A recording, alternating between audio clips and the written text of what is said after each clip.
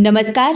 भारतीय काव्य शास्त्र के अंतर्गत आज हम देखेंगे काव्य का सबसे पहला अंग काव्य प्रयोजन, अर्थात काव्य की रचना क्यों की जाती है, काव्य रचना क्यों जरूरी है, इसका क्या प्रयोजन है।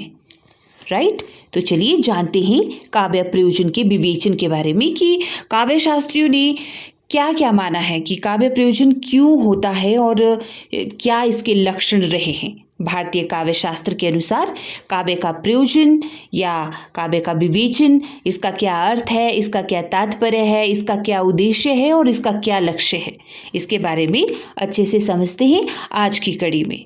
भारतीय काव्य शास्त्र के जो जितने भी प्रणेता रहे हैं उन्होंने काव्य के प्रयोजनों को अपने अपने ढंग से समझाया है। ओके, तो देखिए यहाँ पर साहित्य जीवन की अभिव्यक्ति है और जीवन से साहित्य का अभिन्न संबंध है, इसीलिए जीवन की प्रेरणा ही साहित्य है। भारतीय मनुष्यों ने धर्म, अर्थ, काम और मोक्ष चतुर्वर्ग फल की प्राप्ति को ही जीवन का उद्देश्य बताया है। काव्य प्रयोजन भारतीय काव्य शास्त्र के साथ साथ साहित्य शास्त्र का भी प्रमुख विषय है। सबसे पहले जानेंगे संस्कृत आचार्यों के अनुसार काव्य प्रयोजन की क्या परिभाषा और लक्षण दिए गए हैं। देखिए, भरत मुनि जी, इनका बड़ा प्रसिद्ध ग्रंथ है नाट्यशास्त्र और भरत मुनि जी को काव्य शास्त्र का जनक भी माना जाता है और ये प्रथम आचार्य के तौर पर, काव्य शास्त्रीय आचार्य के तौर पर भी जाने जाते हैं। संस्कृत के महान आचार्य रहे हैं भरत मुनि और इन्होंने काव्य प्रयोजन के संबंध में क्या परिभाषा दी है। देखिए, धर्म यश्यमायुष्यम हित बुद्धि विवर्धनम लोकोपदेश जननम नाटु मेतदत् भविष्यति। यानी कि आचार्य भरत ने माना कि नाटक के संदर्भ में काव्य प्रयोजन की बात कही है। इन्होंने अपनी दृष्टि में धर्म, यश, आयु वृद्धि, हित साधन एवं लोकोपदेश को ही नाट्य का प्रयोजन माना है, क्योंकि नाट्य शास्त्र इनका ग्रंथ रहा है।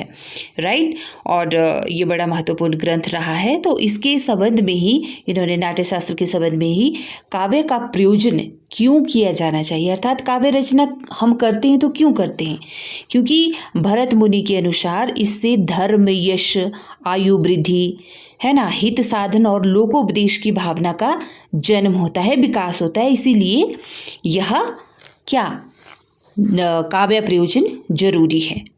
ओके, इसी तरह दूसरे प्रसिद्ध आचार्य हुए आचार्य भामह।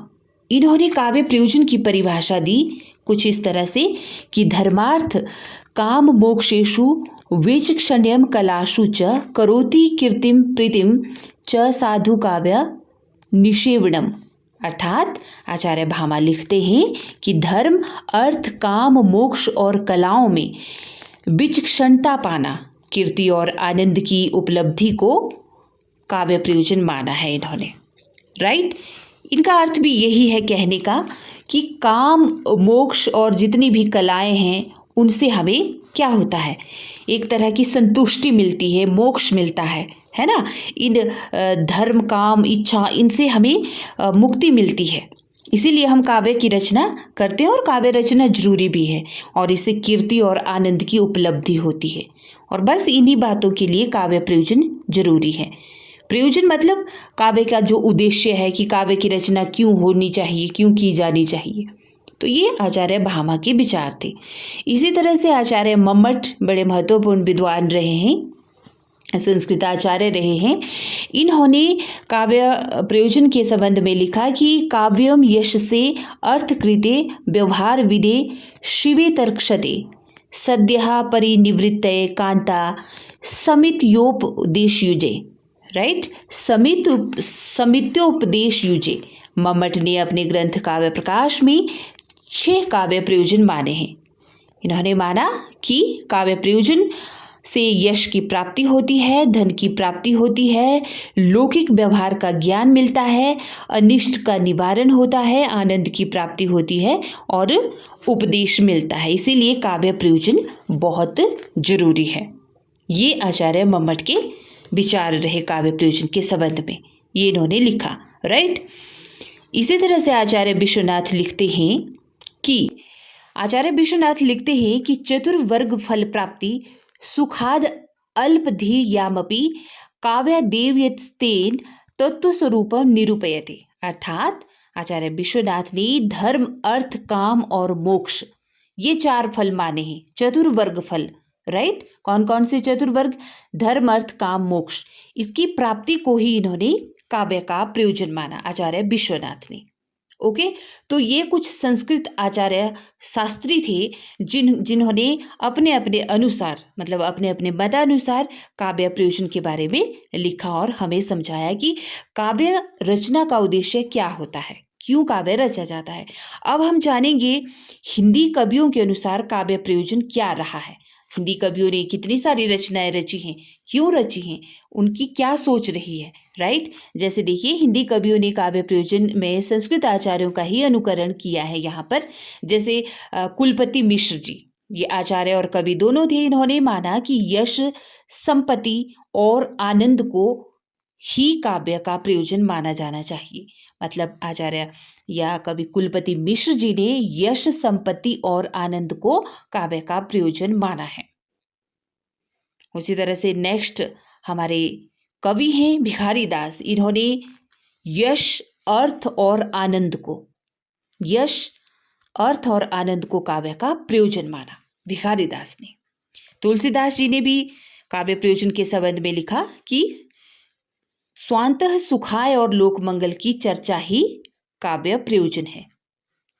आप जब तुलसीदास जी के बारे में पढ़ते हैं, तुलसीदास जी की काव्य रचनाओं के संबंध में जानते हैं, तो हमें लोक मंगल की भावना वहाँ पर एक महत्वपूर्ण बिंदु मिलता है देखने को। राइट, और स्वांतः सुखाय, अर्थात इनका मानना था तुलसीदास जी का कि एक कवि जो होता है ना, वह काव्य रचना एक तो सबसे पहले स्वांतः सुखाय के लिए करता है, क्योंकि ऐसा रचना करने से उन्हें सुख मिलता है, एक अनुभूति मिलती है, एक मतलब अनुभूति जन्य सुख की प्राप्ति होती है उनको, है ना, संतोष, संतुष्टि मिलती है। और दूसरा, काव्य रचना से लोगों की भी भलाई होती है, लोक मंगल की भावना भी निहित होती है काव्य रचना में। तो ये तुलसीदास जी ने माना। और यहाँ पर देखिए इन्होंने क्या लिखा इसके बारे में कि स्वांतः सुखाय तुलसी रघुनाथ गाथा। राइट, भाषा निबंधमति मंजुल मातनोती।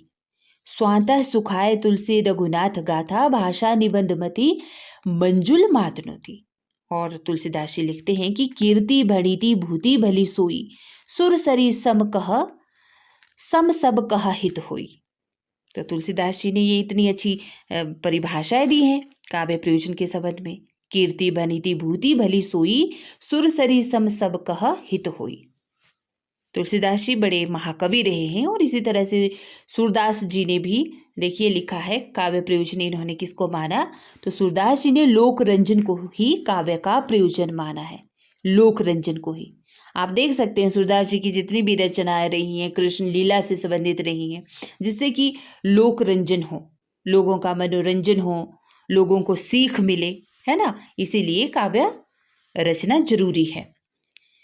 उसी तरह आचार्य देव ने केवल यश को ही काव्य का प्रयोजन माना है, आचार्य देव ने। और इन्होंने लिखा है कि ऊंच नीच अरु कर्म बस, चलो जात संसार, रहत भाव्य भगवंत जैसे नव्य काव्य सुखसार। तो ये आचार्य देव के विचार रहे काव्य प्रयोजन के संबंध में। ओके, अब जाने कि हम मलिक मोहम्मद जैसी जी ने क्या परिभाषा किया, किसको इन्होंने काव्य का प्रयोजन माना। देखिए मलिक मोहम्मद जैसी ने यश की कामना को ही अपने काव्य का प्रयोजन माना है, कि काव्य रचना से यश की प्राप्ति होती है। ये मलिक मोहम्मद जैसी जी के विचार रहे हैं काव्य प्रयोजन के संबंध में। अब जाने कि हम आधुनिक हिंदी विद्वानों के अनुसार काव्य प्रयोजन क्या रहा है, काव्य का उद्देश्य, काव्य का लक्ष्य क्या रहा है। जैसे आचार्य महावीर प्रसाद द्विवेदी जी को देख लीजिए, इन्होंने माना कि मनोरंजन के साथ साथ ज्ञान को भी काव्य का प्रयोजन माना जाता है। यानी कि आचार्य महावीर प्रसाद द्विवेदी जी मनोरंजन तो मानते हैं कि काव्य का प्रयोजन मनोरंजन करना होता है, इसके साथ ही ज्ञान की भी वृद्धि होती है ना। तो मनोरंजन के साथ ज्ञान को भी काव्य का प्रयोजन माना आचार्य महावीर प्रसाद द्विवेदी जी ने।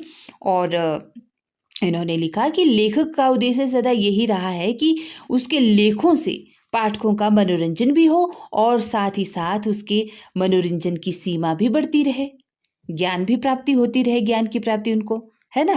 तो इसीलिए इन्होंने ज्ञान का प्रयोजन काव्य का प्रयोजन ये माना है, मनोरंजन और ज्ञान को। मैथिलीशरण गुप्त जी ये मनोरंजन और उपदेश ज्ञान को काव्य का प्रयोजन मानते हैं। गुप्त जी मनोरंजन और उपदेश ज्ञान को इन्होंने लिखा कि केवल मनोरंजन न कवि का कर्म होना चाहिए बल्कि उसमें उचित उपदेश का भी मर्म होना चाहिए। तो ये काव्य के संबंध में इनकी परिभाषा रही कि काव्य रचना क्यों होनी चाहिए, आखिर काव्य प्रयोजन का क्या अर्थ है। मनोरंजन करना ही कवि का कर्म नहीं होना चाहिए काव्य रचना के संबंध में, बल्कि उसमें उससे कुछ उपदेश भी मिलना चाहिए, राइट।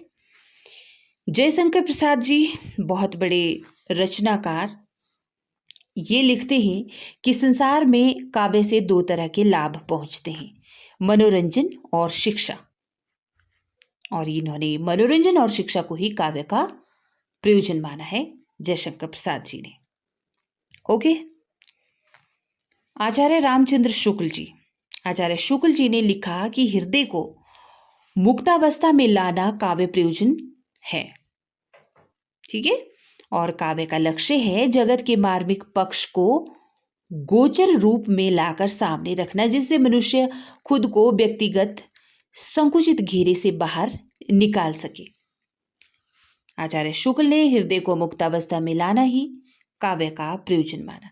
मतलब आचार्य शुक्ल जी ये कहना चाहते थे कि जब भी हम कोई काव्य रचना करते हैं ना, और पाठक उस रचना को पढ़ता है, तो उससे ये नहीं लगना चाहिए पाठक या श्रोता को कि वह मतलब घिसी पिटी परिपाटी में बंधा चला आ रहा हो, या फिर उसको सुनने में कोई दुविधा हो रही हो या मजा नहीं आ रहा हो।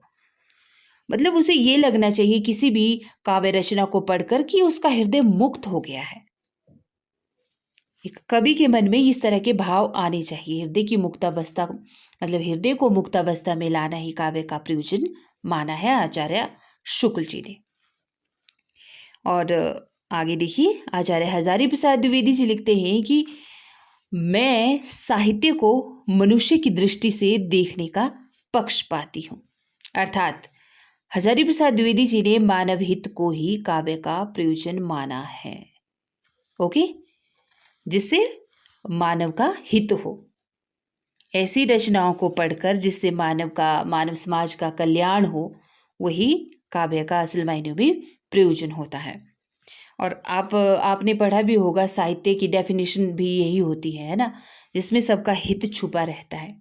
तो समाज के हित में ही बात कही जाती है। तो जो भी काव्य रचना रची है, चाहे वो किसी भी रूप में हो, महाकाव्य रूप में हो, एक शास्त्रीय ग्रंथ के रूप में हो, कहानी विधा के रूप में हो, उपन्यास विधा के रूप में हो, किसी भी विधा के रूप में हो, कोई भी रचना, राइट, उस रचना को पढ़कर एक तो मनोरंजन तो होना ही चाहिए, पाठकों और श्रोताओं के मन में उसको पढ़ने से मजा आना चाहिए, और साथ ही साथ ज्ञान भी उनका बढ़ना चाहिए, और कोई ना कोई उपदेश भी उस रचना को पढ़कर मिलना चाहिए।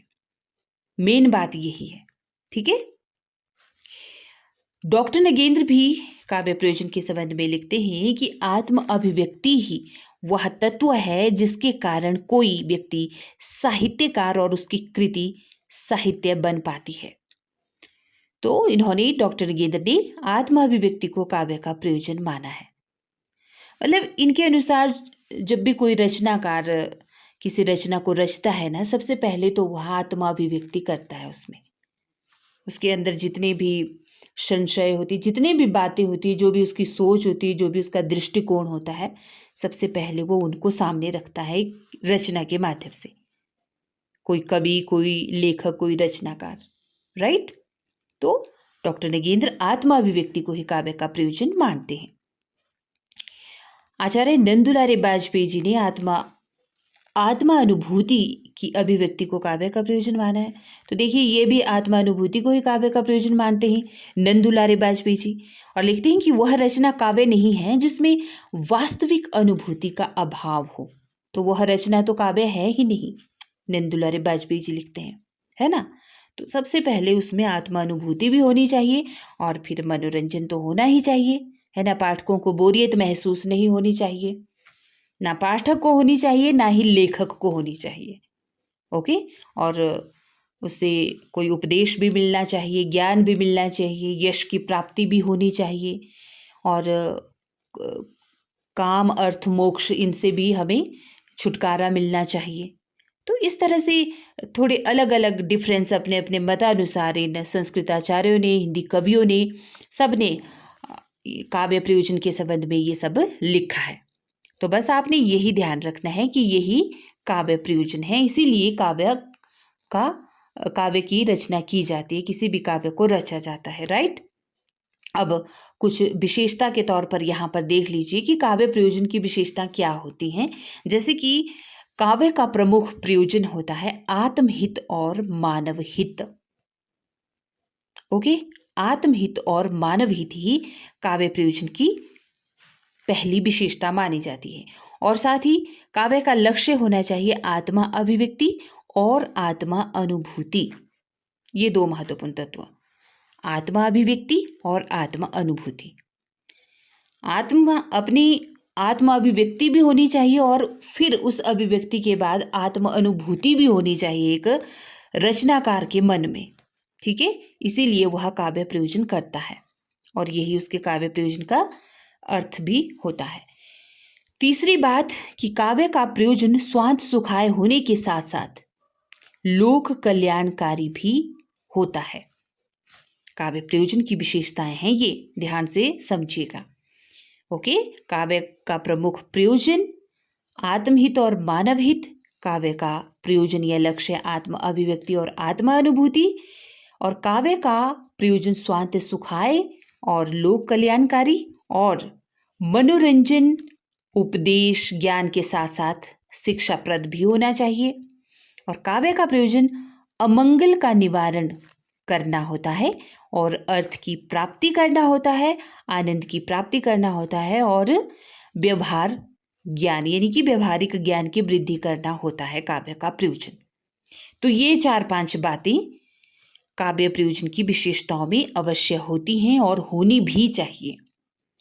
निष्कर्ष के रूप में यही हमें देखने को मिलता है कि जितने भी हमारे काव्य शास्त्री संस्कृत आचार्य रहे या फिर हिंदी विद्वान रहे, आलोचक रहे, कवि रहे, रचनाकार रहे, उन सब का यही मानना रहा है कि काव्य प्रयोजन इसीलिए होना चाहिए कि आत्मानुभूति के साथ साथ, आत्माभिव्यक्ति के साथ साथ आत्महित, मानव हित, मनोरंजन, उपदेश, स्वांत सुखाय, लोक कल्याणकारी, अमंगल का निवारण करने वाला, अर्थ की प्राप्ति करने वाला, आनंद की प्राप्ति करने वाला और उचित व्यवहारिक ज्ञान की बढ़ोतरी करने वाला होना चाहिए काव्य का प्रयोजन। बस इसीलिए निष्कर्ष तौर पर भी हम यह कह सकते हैं कि भारतीय दृष्टि काव्य प्रयोजन के संबंध में आत्मज्ञान से लेकर लोक कल्याण तक के लक्ष्य को निर्धारित करती है। तो ये थे काव्य प्रयोजन के संबंध में काव्य शास्त्रियों के महत्वपूर्ण विचार। नेक्स्ट वीडियो में हम जानेंगे काव्य हेतु और काव्य दोषों के बारे में, काव्य गुणों के बारे में। तब तक आप अपना समर्थन बनाए रखें, वीडियो को शेयर भी करते रहें और नए व्यूअर्स कृपया चैनल को सब्सक्राइब कर अपना सपोर्ट बनाए रखें। नमस्कार।